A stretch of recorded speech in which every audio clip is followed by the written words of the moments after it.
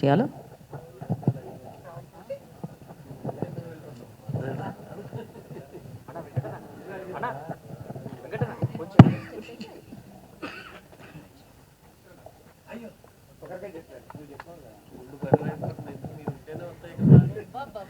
ఈశ్వర్ గారు నమస్తే sir. Good evening sir. Good evening. Suryapet junction title బాగుంది, ఎందుకంటే హైదరాబాద్ టు విజయవాడ ప్రాంతాలతో జంక్షన్ వస్తుంటుంది, సూర్యాపేటలో ఆగాలి బస్సు అని. సార్ నోటెడ్ అయిపోయిన టైటిల్ అది సినిమాకి. Thank you sir. So concept ఎప్పుడు కూడా ఒక డిఫరెంట్గా ఉండాలనే ఉద్దేశంతో ఒక సమస్యను తీసుకొని షూట్ చేశారు. కొన్ని ఈ సినిమాలో అన్ని ఎలిమెంట్స్తో పాటు కమర్షియల్గా ఏదైనా కనిపిస్తుందా ఆడియన్స్కి? Commercial means what sir? Commercial entertainment and family sentiment అదే యా ఉంది సార్, తప్పకుండా. దీంట్లో కమర్షియల్ ఎంటర్టైన్మెంట్ అనేది ఈ 5 ఫ్రెండ్స్ ఉంటారు దీంట్లో. 30 years వచ్చినా కూడా ఇంజనీరింగ్ చదువుతుంటారు. అది ఏంటి అని అంటే, ఎందుకు బయటికి వెళ్ళి ఈ ట్యాక్స్లు ఈక్స్లు కట్టడం, ఫ్రీగా గవర్నమెంట్ ఇస్తున్నప్పుడు ఇలా ఉండిపోతే సరిపోతుంది కదా లైఫ్లో అని చెప్పేసి వాళ్ళ ఫ్యామిలీ వాళ్ళు కానీ ఫ్రెండ్స్ కానీ అట్లా ఉండి వాళ్ళ ఎంజాయ్మెంట్, హాస్టల్లో ఉన్నప్పుడు ఫ్రెండ్స్ ఎలా ఉంటారు, వాళ్ళ బిహేవింగ్, అదంతా కమర్షియల్ కామెడీ ఉంటుంది దాంట్లో సిచ్యువేషన్ అంతా. ఐ థింక్ మీరు ఆ కామెడీ కూడా బాగా ఎంజాయ్ చేస్తారు. అది అట్లానే ఈ మధ్యకాలంలో ఈ రాజకీయ నేపథ్యంతో, ఫ్యాక్షన్ నేపథ్యంతో సినిమాలు బాగా వచ్చేస్తున్నాయి. సో మీరు అదే నేపథ్యంతో తీసుకొని రాజకీయ వ్యవస్థని ఒక ఆ రూట్లో వెళ్తూ తీసిన సినిమా ఇది. ఎంతవరకు రీచ్ అవుతారని మీ కాన్ఫిడెన్స్? అంటే రాజకీయ నేతలని కాదు సార్, యాక్చువల్గా. అంటే we have 4 life styles in our world globally. ఒకటి రాజకీయము, ఇండస్ట్రీ, జాబ్ అండ్ స్లేవ్స్ లాగా 4 వర్గాలు ఎంచుకుంటే ప్రతి మూవీ దీంట్లోనే ఉంటుంది. బట్ నేను డిఫరెంట్గా ఉంటుంది అని అనేది ఒకదానికే డిఫరెంట్. పొలిటికల్లో దానివల్ల చేస్తున్న హామీల వల్ల ఎంతసేపు మన పొలిటీషియన్స్ కానీ ఎవరైనా అని కూడా లేని వాళ్ళకి ఇద్దాం అంటారు. నేను ఒక మిడిల్ క్లాస్ వాడిని, జాబ్ చేస్తున్నామంటే we're not a rich kids. అన్నిటికీ మనం ప్రతిదీ ఆలోచించాల్సి వస్తుంది. ఫస్ట్ రాగానే మళ్ళీ శాలరీ ఎప్పుడు వస్తుంది, ఇవన్నీ మన కమిట్మెంట్స్ మనకు ఉంటాయి.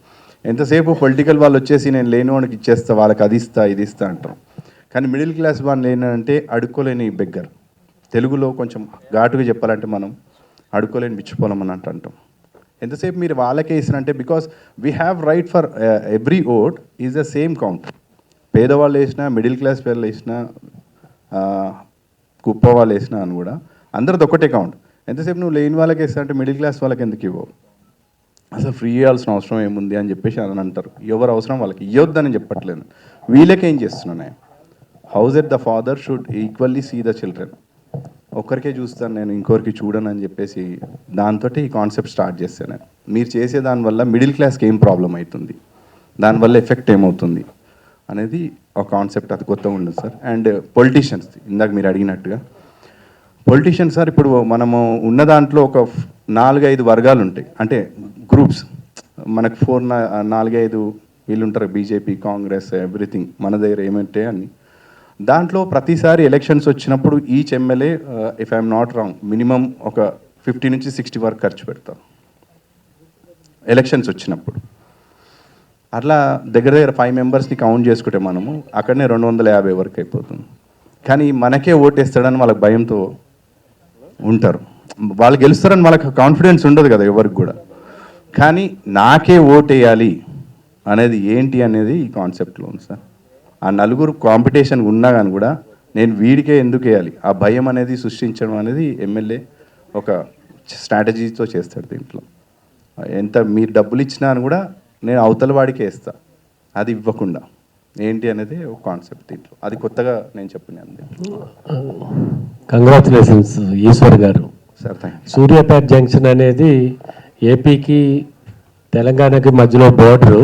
మేము ఎప్పుడు ఏపీకి వెళ్ళినా అక్కడ ఒక టిఫిన్ టీ తాగుతూ ఉంటాం. అందుకని మాకు బాగా, ఇప్పుడు కూడా మా మిత్రులతో అన్నాను, సూర్యాపేట దాటి విజయవాడ వెళ్ళిపోతే పాటికి చాలాసేపు అయిందిరా ప్రెస్ మీట్ పెట్టి అని అనుకున్నాను. అలా సూర్యాపేట అనేది మాకు చాలా మమేకమైపోయింది మా మనసుల్లో. మీరు ఆ టైటిల్తో వస్తున్నారు, ముందుగా మీకు కంగ్రాచులేషన్. మీ ట్రైలర్ చూస్తే ఇల్లాలు ముఖం ఈదు గుమ్మం చెప్తుందని ఒక సామెత ఉంది తెలుగులో. ఆమె ఇల్లాలా కాదా అనేది వీధి గుమ్మం చెప్తుంది. ఆ ముగ్గు అవి వేసి పెడితే ఒక పర్ఫెక్ట్ ఇల్లాలు ఉందనేది ఒక నానుడి. మీ ట్రైలర్ చూస్తే ఈ సినిమాకి ఏం కావాలో అన్నీ అందులో ఉన్నాయి అనిపించింది మాకు. కమర్షియల్, మీ డైలాగ్ డెలివరీ, మీ డాన్సు, మీ తోటి లక్ష్మణ్ ఉన్నాడు ఆ సింగరు, అవును సార్. అతను ఉంటే ఇక అల్టిమేట్ మాట దాని గురించి. ఈ సినిమాలో పేదలకి ఉచిత పథకాలు ఇస్తున్నారు ప్రభుత్వాలు. వాళ్ళ దగ్గర ఉన్నా లేకపోయినా అప్పు చేసి మరీ ఇస్తారు. ఇది ఇవ్వటం కరెక్టా కాదా? ఏమైనా ప్రభుత్వానికి మీరు సెటైరికల్ వేశారా ఈ సినిమా ద్వారా? సెటైర్ వేయలేదు సార్. నేను ఏం చెప్తున్నానంటే ఇప్పుడు అదే నేను ఇందాక రిపీట్ చేసినందుకు, ఒక ఇంట్లో ఉన్నప్పుడు ఒక ఫాదర్ రన్ చేస్తాడు అందరిని. ఇంట్లో ఉన్న వాళ్ళు అందరినీ చేసుకోవాలి.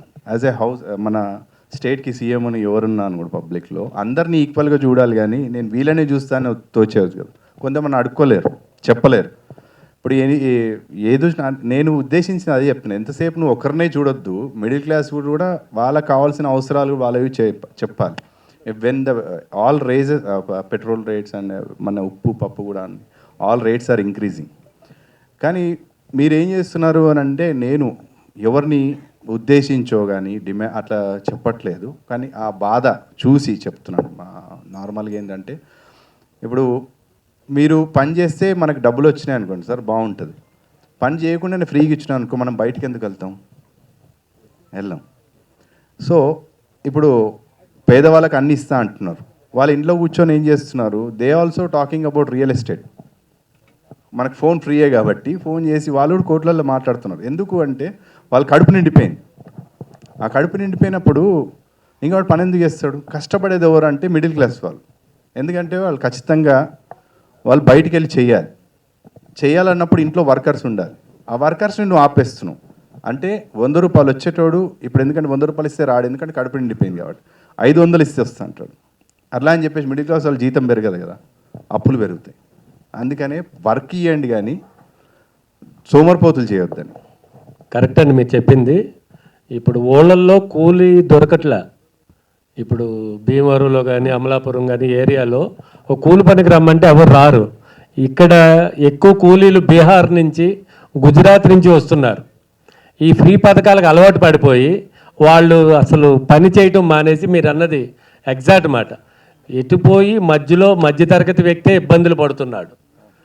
మీ సినిమా ద్వారా మధ్యతరగతి వ్యక్తులకి మంచి జరగాలని కోరుకుంటూ all the best. Thank you sir. Thank you. Eswar గారు సార్, ఇది ఇప్పుడు సినిమా ట్రైలర్ చాలా బాగుంది. హీరోయిన్తో అంటున్నారు నీ పెనం పైన దోశ వేస్తాను అంటే దాని అర్థం ఏంటి సార్? మీకేం అర్థమైంది సార్? నాకేం అర్థమైంది చెప్తా, కానీ అంటే డబల్ మీనింగ్ లాగా ఉన్నట్టు ఉంది అది. అంటే మీకేం అర్థమైంది చెప్తే నేను కరెక్ట్ కాదు. నాకైతే డబల్ మీనింగ్ లాగా అయితే అర్థమైంది సార్. లేదు సార్, అంటే అమ్మాయి హోటల్లో పనిచేస్తుంది, దోశలు ఇష్టపడే చూస్తాను కాబట్టి నీ పెన్నం మీద నేను దోశలు వేస్తే ఇవ్వని చెప్పేసాను. నీ పెన్నం మీద అంటే ఆమె వేసే పెన్నం. నైనా గారు మరి వేసారా దోశ వేసారా మరి last? For that you should go and watch the movie. అంతేనా? Yeah. అంత క్యూరియాసిటీ కల్పిస్తున్నారు. Yeah. ఓకే, ఈశ్వర్ గారు అంటే ఉచిత పథకాల వల్ల అందరు చెడిపోతున్నారు అన్నట్టు చెప్తున్నారు కదా, అసలు ఎక్కడ ఇస్తున్నారు సార్? ఇప్పుడు 2 తెలుగు రాష్ట్రాలు చూస్తుంటే ప్రజలు నమ్మి ఓటేస్తారు, తీరా చూస్తే మోసపోతున్నారు కదా. ఎక్కడ ఇస్తున్నారు అంటున్నారా? ఇవ్వట్లేదు అంటారా? ఎక్కడ ఇస్తున్నారు అసలుకి? 2 తెలుగు ఏపీలో చూస్తుంటే సూపర్ 6 ఏమీ లేనట్టే ఉంది. ఇక్కడ ఏదో పెట్టారు, ఇక్కడ కూడా లేదు. ప్రజలు రెండు రకాలుగా 2 చోట్ల ఇబ్బంది పడుతున్న పరిస్థితే ఉంది. ఇప్పుడు ఇస్తున్నారా ఇవ్వట్లేదు అనేది కొన్ని నాకు తెలుసు, చూశాను కాబట్టి. అంటే బేసిక్గా ఒక మాట చెప్పాలంటే, ఇప్పుడు ఎంతసేపు ఇప్పుడు ఒక హౌస్ కొనాలనేది అందరి కళ్ళు ఉంటుందండి. చిన్న ఎగ్జాంపుల్ చెప్తున్నాను నేను మీకు, అంటే నేను అర్థం చేసుకున్నాను యాజ్ ఎ బ్యాంకర్గా నేను చూస్తున్నాను. బయటలో అందరు హౌసింగ్ లోన్ అనేది అందరికీ ఒక జాబ్ చేస్తున్నప్పుడు ఫస్ట్ ఆలోచించేది హౌస్ కొనాలని చెప్పేసి ఆలోచిస్తాడు. ఒక హౌసింగ్ లోన్ వచ్చేసి 20 years పడుతుందండి మినిమం. 30 years కూడా ఇప్పుడు చేశారు.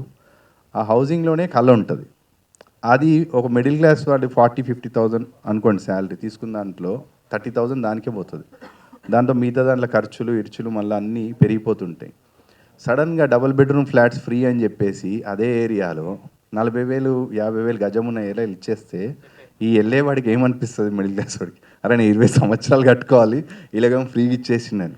ఆడ అలాని కూడా కేర్ చేయడు. కానీ ఇండైరెక్ట్లీ అలా ఆ డబ్బు వచ్చింది వీళ్ళందరి దగ్గర నుంచి, మీరు taxpayers అంటున్నారు నుంచే. మీరు అంటున్నారు 1,00,000 మందిలో ఒకరికి ఇద్దరికి ఇస్తారు తప్ప అక్కడ ఎవరికి కనపడదు. అదే మన గవర్నమెంట్లో చేస్తున్న ఒక ట్రిక్స్ తప్ప ఏం లేదు.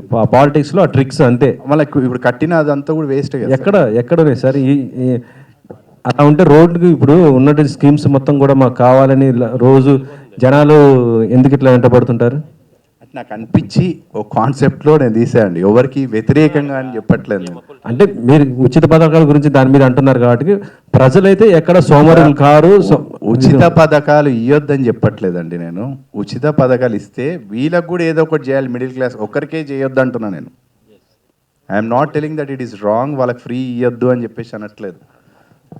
అందరినీ కూడా చూసుకోవాలి అంటున్నాను నేను.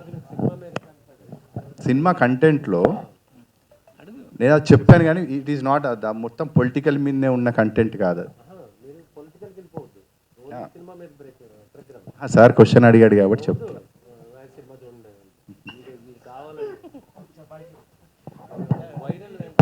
ఈశ్వర్ గారు సార్ చెప్పండి.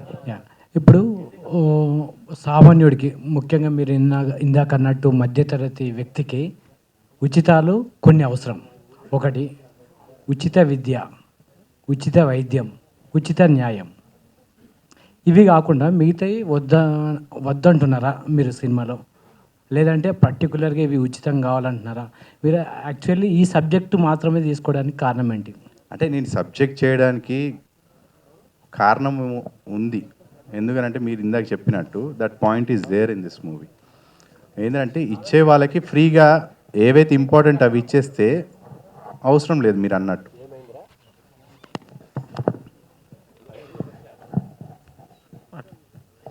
Madam,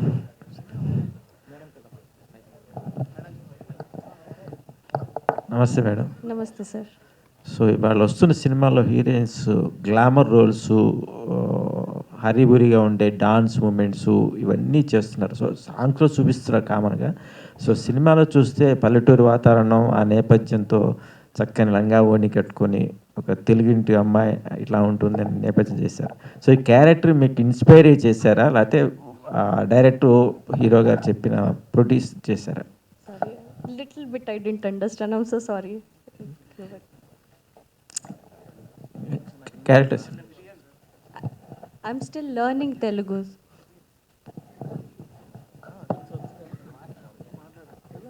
Okay, I got it. So I believe, see, now the audience is as such, everybody needs versatility. So, if I can do this, I can do this also. This is what, I am just trying to, nothing like that intentionally. I can be both. I can be that village type of girl next door character also. I can be like this also, is what I want to be. Yes. Hi, Naina ji. First of all, congratulations. The trailer is awesome. Thank you. So, coming back to my question. So, actually, in this movie, you were in the traditional look, another look also. It's look very interesting. So, my question is that while speaking the speech, you were saying about the you learn Telugu little bit only, these words only. Yes. Any dialogue from the trailer or any dialogue from the movie you can share with the hero? Any dialogue in Telugu? I remember Hero's dialogue. I love one dialogue of his. Yes, you can. Ningu kottala, nin tammuduku kottala. Yeah, Eswar గారు నా question మీకు. మీకు నా question. So actually ఈ సినిమా అనేది 1 year before కూడా మేము విన్నాం. సో ఈ మూవీ టైటిల్ గురించి, కాన్సెప్ట్ గురించి, ఇందులో ఒక సాంగ్కి కూడా మీరు కొన్ని కాంపిటీషన్స్ కూడా పెట్టారనే ఒక ఐడియా, అంటే మేము చూసిన ప్రకారం. ఎందుకు ఇంత లేట్ అయ్యింది? కాంటెంట్ ఉన్న సినిమా ఎప్పుడు రిలీజ్ చేసినా హిట్ అవుతుందని అలా ఆపారా, లేదంటే any specific reasons for this? మీరు అన్నది కరెక్టే అండి. ట్రైలర్ తీసి అప్పుడు మంచి మూమెంటే ఉండే. ద బేసిక్ రీజన్ ఏంటంటే మూవీ ఎంతైతే కష్టపడి తీస్తామో యాజ్ యూ నో ఆల్ ప్రమోషన్స్కి కూడా అంతే మళ్ళీ అదే ఇంపార్టెంట్ రోల్ ప్లే చేస్తుంది తర్వాత. Because not only in movie, any business field మనం చేసిన దాని తర్వాత దాన్ని ప్రమోట్ చేయకపోతే దానికి ఎవరికి తెలియదు ఫస్ట్ ఆఫ్ ఆల్. బికాస్ ఇందులో స్టార్ క్యాస్ట్ ఉన్న మేము కానీ ఎవరైనా కూడా అందరం కొత్త వాళ్ళే. కొత్త వాళ్ళని సడన్గా చూడాలంటే ఒక ప్రమోషన్ కానీ ఏదైనా జరుగుతూనే మేము మీకు తెలుస్తాం, అది నంబర్ ఆఫ్ అయితే. సో యాక్చువల్లీ మా మూవీలో ఐటమ్ సాంగ్ చాలా బాగా వచ్చింది చెప్పాలంటే, అందరికీ అది హమ్మింగ్. అది వచ్చినప్పుడు మేము ఒక కాంపిటీషన్ పెట్టాం, రేజ్ చేసాం, వాళ్ళకు కూడా ప్రైజెస్ అని మనీ కూడా అని అనౌన్స్ చేసాం, అంతా జరిగింది. దాని తర్వాత సడన్గా మళ్ళీ రిలీజ్ కనేలకు మళ్ళీ కొంచెం డబ్బు కావాల్సి వచ్చింది ప్రమోషన్స్కి. యాజ్ యూ నో చెప్తున్నప్పుడు కోట్లలో ఖర్చు పెడుతున్నారు ప్రమోషన్స్ కంటే, అక్కడ కొంచెం బ్రేక్ వేయాల్సి వచ్చింది. దానివల్లనే సరే ఆగి దాని తర్వాత సేమ్ ఇందాక చెప్పే కదా, ఓ ఫ్రెండ్స్ వల్ల ముందుకు వస్తాము తెలిసిన వాళ్ళ వల్ల, అలా ఫ్రెండ్స్ వల్లనే ముందుకు వచ్చి మళ్ళీ స్టార్ట్ చేయాల్సి వచ్చింది. హాయ్ ఈశ్వర్ గారు, first of all the best and congratulations. Thank you. మీరు యాజ్ మిడిల్ క్లాస్ వాళ్ళ తరపు నుంచి ఫైట్ చేస్తూ ఉంటున్నారు, కానీ మూవీలో లుక్ చూసుకుంటే కొంచెం పోవర్టీ లుక్ ఉంది. ఎక్కడ టర్న్ పాయింట్ ఉంటుంది అంటారు మూవీలో? మీకు అదే ఈ మూవీలో ఉన్న లుక్ ఏంటనంటే లోవర్ మిడిల్ క్లాస్ వాళ్ళే ఎంజాయ్ చేస్తున్నారు. కథలో మాత్రం నా కంటెంట్ చెప్పబోతుంది వాళ్ళకి. నేను దాని మీదనే మొత్తం మీ కిందకి చెప్పినట్టు ఈ మూవీలో అన్నీ ఉన్నాయి. ఎంజాయ్ ఉంది, కాలేజ్లో ఏం చేస్తారు ఏంటని, but I have taken the line పాత్లో ఉంటుంది తప్ప దాని మీదనే మొత్తము సినిమా అనేది ఉండదు. మిడిల్ క్లాస్ వాళ్ళకి అర్థమవుతుంది నేను చెప్పేది. ఇప్పుడు యాజ్ మనం ఆ సినిమాలో మనం ఆ కంటెంట్ చూపించామా చూపించకపోయినా కూడా we can understand. For example మీరు చాలా మూవీస్ వచ్చినాయి, ఒక నేమ్లీ తీసుకుంటే బిచ్చగాడు మూవీ తీసుకుంటారు, అందులో ఒక చిన్న డైలాగే మనకి ఇప్పటికి గుర్తుంటుంది. బ్లాక్ మనీ ఆపేయాలి అని అంటే 500 రూపీస్ 1000 రూపీస్ నోట్స్ ఆపేయండి, ఎందుకంటే 100 దాచుకోలేరు ఎక్కువ అని ఎవరు చెప్తారు దాంట్లో? ఆ సినిమాలో హీరో చెప్పాడు, హీరోయిన్ చెప్పదు, ఒక రోడ్ మీద బెగ్గర్ చెప్తాడు. But we registered that dialogue, ఆ కాన్సెప్ట్లోనే చెప్పాం. And my second question is, Eswar గారికి పర్సనల్గా పొలిటికల్ పార్టీ ఏ పార్టీ ఇష్టం? అన్నీ ఇష్టమండి, అట్లేం లేదు. ఇప్పుడు మనకు నచ్చిన పొలిటీషియన్ చేంజ్ అవుతూ ఉంటారు, ఒక పార్టీ అని కాదు. ఇందాక మీకు చెప్పింది అదే, నేను అగెయిన్స్ట్ పొలిటికల్ కాదు. చేసినప్పుడు నాకు ఇచ్చి మీకు ఇవ్వకపోతే మీకు ఇచ్చి నాకు ఇవ్వ బాధ ఉంటుంది కదా. వేసిన ఓటు ఇద్దరికి ఒకటే కదా, ఇద్దరికి చేయండి అని అంటున్నాను నేను, అంతే. దాని తప్ప దానికి అగెయిన్స్ట్ అని కాదు నేను చెప్పింది. Yeah hi, good evening Eshwar garu. Yeah good evening. ఇప్పుడు మీరు సూర్యాపేట జంక్షన్ ట్రైలర్ పెట్టారు కదా, అట్లా వేరే చాలా జంక్షన్స్ ఉన్నాయి, ఇదే టైటిల్ ఎలా వచ్చింది మీకు? ఎందుకు పెట్టాలనిపించింది? ఈ క్వశ్చన్ అడగలేదు అనుకున్నాను. క్వశ్చన్ సూర్యాపేట జంక్షన్ అనేది అంటే కాజీపేట జంక్షన్. ఇందాక అందరు చెప్పినట్టుగా సూర్యాపేట అనేది అటు ఆంధ్ర తెలంగాణ అందరికీ ఫేమస్. ఎవరికైనా అని కూడా ఇప్పుడు నేను తెలంగాణలో ఉన్నప్పుడు వేరే ఊర్ల పేరు వరంగల్ ఫేమస్, అవి ఫేమస్, కరీంనగర్ ఇవన్నీ చెప్తాం మనం. అవి కానీ బట్ రెగ్యులర్గా అందరికీ పాస్ అయ్యేది మధ్యలో ఉన్నది సూర్యాపేట. ఆ సూర్యాపేట ఇప్పుడు నా కథ కాన్సెప్ట్ తీసుకుంటే 2 రాష్ట్రాల్లో జరుగుతుంది, మన ఇండియా మొత్తం జరుగుతుంది. నేను తెలుగు అని కాబట్టి ఇద్దరికి అర్థం కావాలి కాబట్టి సూర్యాపేట జంక్షన్ అనేది ఇవి ఏదైతే ప్రాబ్లం ఉందో అది మొత్తం స్టేట్ అంతా స్టేట్ వైజ్గా అన్నీ జరుగుతున్నట్టువే, ఇండియా వైజ్గా జరుగుతున్నట్టువే. కానీ ఒక టైటిల్ కావాలి, ఇద్దరికి దగ్గరలో ఉండదు ఏరియా. ఇది ఆ ఏరియా మధ్యలో జరిగే కథ, రూరల్ ఏరియాస్లో జరిగేది, బార్డర్లో జరిగే కథ అనమాట. ఇది అటు వాళ్ళకి వీళ్ళకి మధ్యలో ఉండేది కాబట్టి ఆ టైటిల్ తీసుకోవాల్సి వచ్చింది. ఆ ట్విస్ట్ ఇంకా సినిమా చూస్తేనే తెలుస్తుంది. ఇంకా ట్విస్ట్లు ఏమి ఉండవు దీంట్లో. 2 బార్డర్స్ అన్నారు కదా. 2 బార్డర్స్ అంటే అక్కడ ఉన్న కాలేజ్ వాళ్ళది, అక్కడ దగ్గరలో ఉన్న కాలేజు, అటు తెలంగాణకు ఒక 5 కిలోమీటర్స్ వెళ్ళిపోతే ఇటు క్రాస్ అయితే ఇటు, అందుకే మధ్యలో సూర్యాపేట జంక్షన్ అని చెప్పేసి పెట్టాం.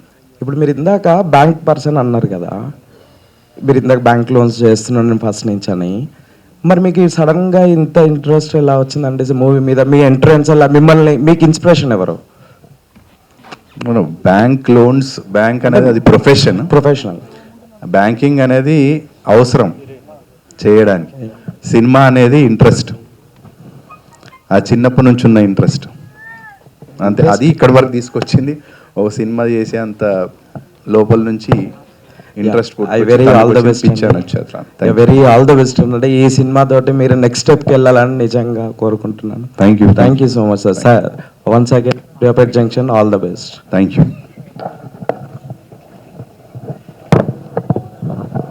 Madam, inspiration heroines, any heroines, old heroines, new heroines, inspiration? I like Shushmita Sen. I don't know, but I really like the way she talks, the way she presents herself, and even she's that one heroine who will look good in both attires. When it comes to homely look, she'll look good, and when it comes to modern look, she'll look very good. So I really like Shushmita Sen. Okay, thank you. Actually మీది పాత cinema కూడా చూశాను నేను, కొత్తగా మా ప్రయాణం. చాలా బాగుంది, అది నాకు చాలా నచ్చింది యాక్చువల్లీ, ఫస్ట్ అది కూడా. థ్యాంక్ యూ అండి. Anybody? Okay, thank you sir. Thank you అండి వచ్చిన వాళ్ళందరికీ, థ్యాంక్ యూ మీడియా వాళ్ళందరికీ.